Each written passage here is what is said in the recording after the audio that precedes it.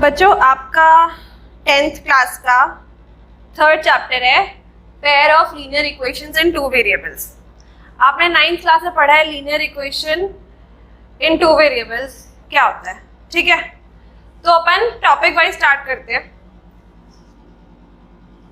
सबसे पहले अपन थोड़ा रिवीजन करते हैं, अपना पुराना वाला जो भी पढ़ा है अपन ने उसका रिवीजन करते हैं, ठीक है। क्या होता है, सबसे पहला टॉपिक है linear equation in one variable. क्या होती है लीनियर इक्वेशन? सबसे पहले तो लीनियर इक्वेशन का मतलब क्या होता है?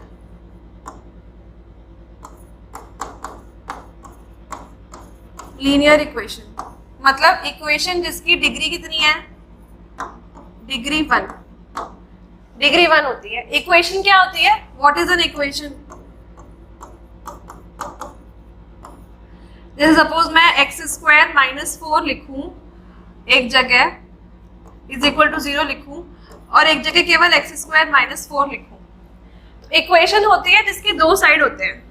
क्या इसके दो साइड है? इक्वल टू आ रहा है बीच में इक्वल टू आ रहा है, तो एक जो इक्वल टू साइन है उसका लेफ्ट हैंड साइड है और एक राइट हैंड साइड है। जबकि यहाँ पे कोई इक्वल टू साइन नहीं है, तो ये केवल this is what is this called? This is called a polynomial, this is not an equation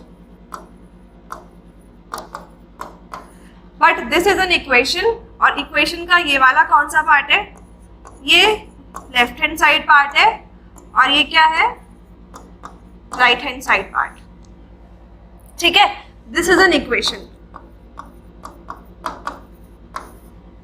ठीक है। इक्वेशन के जो तुम्हारा इक्वल टू साइन है उसके लेफ्ट हैंड साइड वाला जो पार्ट होता है उसको क्या बोलते हैं? लेफ्ट हैंड साइड, और राइट हैंड साइड पे जो होगा उसको राइट हैंड साइड बोलेंगे, ठीक है।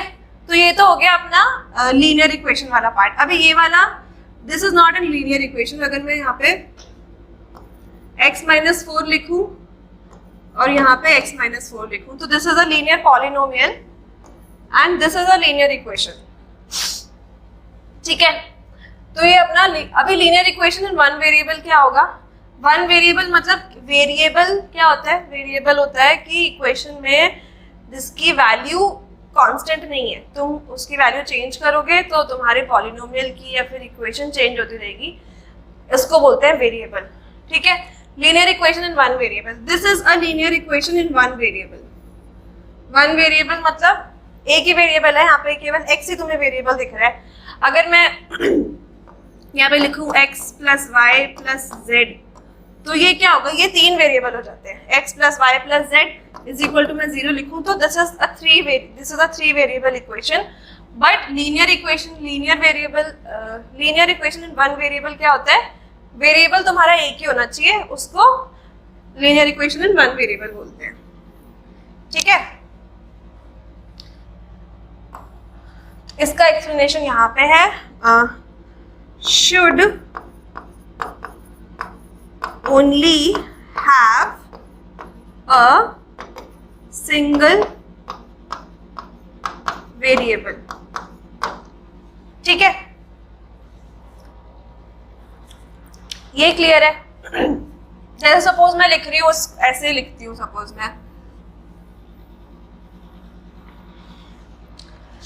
मैं लिखती हूँ 3x + 4 is equal to 5x।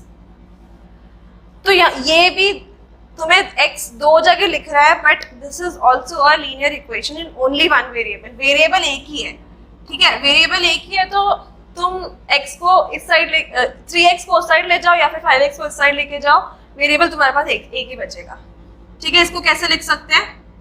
4 is equal to 5x - 3x मतलब 4 is equal to 2x।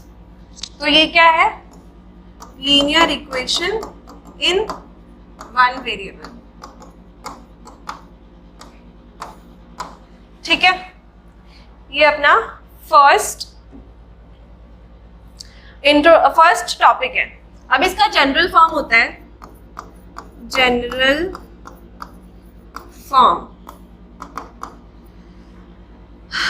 Form क्या होता है?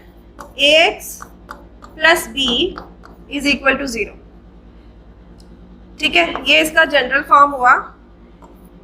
a and b are constants and real numbers. जो आपका ए है वो क्या है, एक्स का कोफिशिएंट है इक्वेशन में, और जो बी है वो कांस्टेंट है। तो ए और बी यहाँ पे जो है वो दोनों कांस्टेंट है और दोनों रियल नंबर्स हैं। रियल नंबर्स ही हो सकते हैं ये, ठीक है। तो ये आपका जनरल फॉर्म आ गया ऑफ अ लीनियर इक्वेशन, ठीक है। अभी एक और पार्ट होता है कि सोल्यूशन ऑफ एन इक्वेशन क्या होता है, एक इसको अलग से लिखते हैं,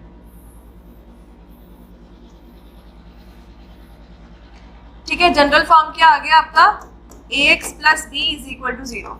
दिस इज एन इक्वेशन क्योंकि this it has an equal to sign in between, ठीक है। अभी सोल्यूशन ऑफ एन इक्वेशन की बात होती है, सोल्यूशन ऑफ एन इक्वेशन। अपना ये जो चैप्टर है इसमें अपन पूरे टाइम यही बात करेंगे कि सोल्यूशन क्या आ रहे हैं इक्वेशंस के, ठीक है। सोल्यूशन ऑफ एन इक्वेशन क्या होता है, वैल्यू ऑफ x, जैसे ये वन वेरिएबल में है तो इसके लिए value of x for which the equation for which the equation is satisfied. Satisfied मतलब जैसे सपोज मैं एग्जांपल लेते हैं, एग्जांपल है 2x minus 7 is equal to 0। ये तुम्हारी इक्वेशन है एक। अभी तुम्हें इसका सोल्यूशन निकालना है, तो सोल्यूशन मतलब x की वो वैल्यू जिससे जो अगर हम यहाँ पे डालें तो उसको हम 2 से मल्टीप्लाई करें और -7 सब्ट्रैक्ट करें हम उसमें से, तो आंसर हमारा 0 आ जाना चाहिए। तो कैसे सॉल्व करते हैं इसको, 2x इज इक्वल टू 7 को उस साइड लेके जाओ, वेरिएबल सारे एक साइड और कॉन्स्टेंट्स एक साइड, ठीक है। तो x की वैल्यू आ गई कितनी, 7/2। अभी चेक करना है कि ये सोल्यूशन सही है या फिर नहीं। तो क्या करो, इसमें डाल के देखो, 2 × 7/2 -7, 2 से 2 कैंसिल, 7 - 7 0 आ गया, ठीक है। सोल्यूशन इसी को बोलते हैं जो इक्वेशन को सेटिस्फाई करे, that is known as the solution of the equation, ठीक है। तो जैसे अगर ये अपना जनरल फॉर्म है तो जनरल फॉर्म का एक सोल्यूशन क्या आता है, x is equal to -b/a, this is solution of the equation, solution of the general equation, ठीक है। तो ये टॉपिक कंप्लीट हो गया।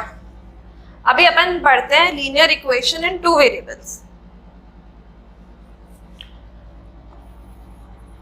2 वेरिएबल्स मतलब लीनियर इक्वेशन मतलब डिग्री अभी भी 1 ही होना चाहिए, degree should be 1, degree is 1। 2 variables मतलब अभी एक वेरिएबल की जगह 2 वेरिएबल है, तो जैसे सपोज x है अपने पास, तो इस वाले में x और y 2 हो जाएंगे, जैसे x plus 2y is equal to 5। This is a linear equation, क्योंकि तुम कोई सा भी वेरिएबल उठा के देख लो, जो हाईएस्ट पावर है वेरिएबल की किसी भी टर्म में, that is 1, therefore degree is 1। तो this is a linear equation in 2 variables. कौन कौन से वेरिएबल्स हैं, x और y, ये 2 वेरिएबल मिल गए अपन को, ठीक है। अभी इसका जनरल फॉर्म होता है ax plus by plus c is equal to 0. This is a general equation, general linear equation in 2 variables, ठीक है। अभी यहाँ पे a b c ये क्या है, कॉन्स्टेंट्स हैं और कॉन्स्टेंट्स एंड रियल नंबर्स। अच्छा, एक बात अगर अपन देखें यहाँ पे से, यहाँ पे a या फिर b, if any of a and b is equal to 0, अगर a या फिर b कोई भी एक 0 हो गया तो ये फिर दो वेरिएबल वाली इक्वेशन नहीं बचेगी, क्योंकि 0 हो गया तो ये वाला टर्म तो परमानेंटली गायब। अभी वो जो तुम्हारा वेरिएबल है, जिस भी वेरिएबल का कोएफिशिएंट 0 हो गया, उस पर तो वो डिपेंड ही नहीं कर रहा। ठीक है, if any of a and b is equal to 0, then it is no longer a linear equation in two variables।